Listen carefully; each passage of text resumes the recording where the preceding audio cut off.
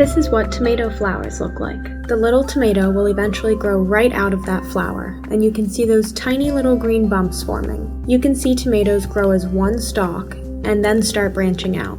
Here's a close-up shot of sun gold cherry tomatoes. They always seem to be the first ones to ripen in my garden. They're reliable and always sweet. This is a lovely paste tomato plant. For a small plant, it produces quite a few tomatoes. You can see once they're ripe, they really fall right off into my hand.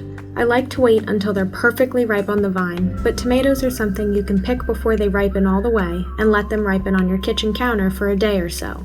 Here's a great example of a well-pruned tomato plant. You can see the central stem is tied to a post. We pruned all the stems that it tried to send out and some of the lower leaves. Ultimately, this gave us lots of big, beautiful fruit. Here's a shot of some tomatoes that are definitely ready to pick. That crack at the top of the tomato can sometimes happen after a period of drought, then rain, and the tomatoes swell up with too much water. Some tomato varieties will even burst open. Still edible, but definitely eat those ones first.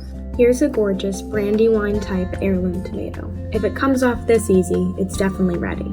And here we have oregano. Oregano has a square stem. It is in the mint family. All members of the mint family will have this square-looking stem. This is basil and sage. Both herbs also carry high antioxidant properties that can help reduce inflammation in the body. Cherry tomatoes are low in calories, high in fiber, and have a wonderful antioxidant called lycopene. Studies suggest lycopene may have photoprotective benefits, meaning it offers skin protection against UV light. Of course, it's not a substitute for SPF, but it can definitely help protect us even further from the sun's damaging rays. Oregano is also high in antioxidants and may have anti-cancer properties due to these compounds. Tomato sauce does not have to take a long time or all day to cook. It can be quick and easy. So we have our onions, our peppers, we've got some fresh basil, a little fresh oregano, or dried oregano is fine too, some olive oil, a little salt and pepper, and ready to rock and roll. So the first step is we're going to chop up the peppers and onions. Bell peppers usually have a nice easy core that comes right out. And then you can just bang out the few seeds that are still in there and compost the core and the seeds. We're going to just cut these peppers into thin strips. Remember to position the pepper on its flat surface for easy, safe cutting and to grip up on the knife to stabilize it. Now we're going to chop the onions, move the skins, and place the onion on its flat surface. You can add more or less onions as you see fit. I like onions, so I tend to put a lot in. We'll put those in the bowl with the peppers. So there's our pretty peppers and onions ready to be cooked up in the frying pan. We'll cut up our basil, oregano, and tomato. The recipe suggests about 10 basil leaves. And the easy way to chop up basil is to roll them up like this, 4 or 5 at a time. And this is called a chiffonade. We're going to chop up our basil chiffonade even more finely by holding the pointy end steady with one hand of the knife while moving the knife up and down in a quarter turn with the other. And use the back of the knife, if you can remember, to push things to the side because using the blade part of the knife dulls the blade. We'll put that in our bowl and take a little bit of fresh oregano. It's very fun to just strip the oregano right off the stem. So we'll chop it up fine. Oregano is pretty pungent, even in its fresh state. So I like to chop it fine to spread it out in the sauce so that you don't get a big chunk of oregano in your mouth. And now we'll do the tomatoes. We'll do 4 fresh tomatoes cut into wedges. We're going to take a small knife and cut out the core of the tomato. Notice that we're not removing the skin.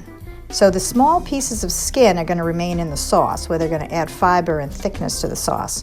Okay, to cook the peppers and onions, we're going to coat the pan with some olive oil. I'm using a frying pan with high sides because there's a fair amount of quantity in this recipe. But you can also use a regular pot. Here they are, and in they go. Now we're going to cook the peppers and onions in the olive oil on medium heat until the onions are soft and transparent. We'll wait for the lovely sound of progress of the simmering onions and peppers.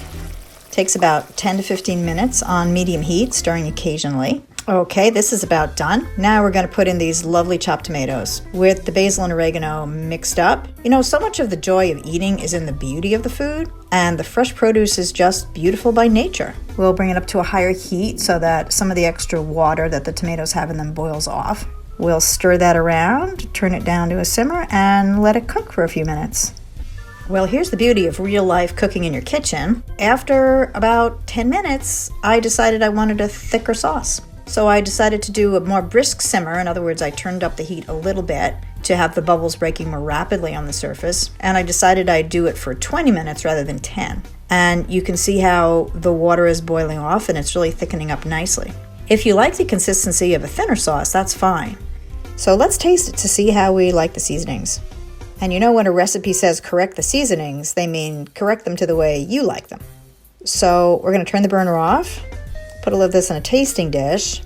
Okay, let's taste it. Oh my God, that's delicious. Yum.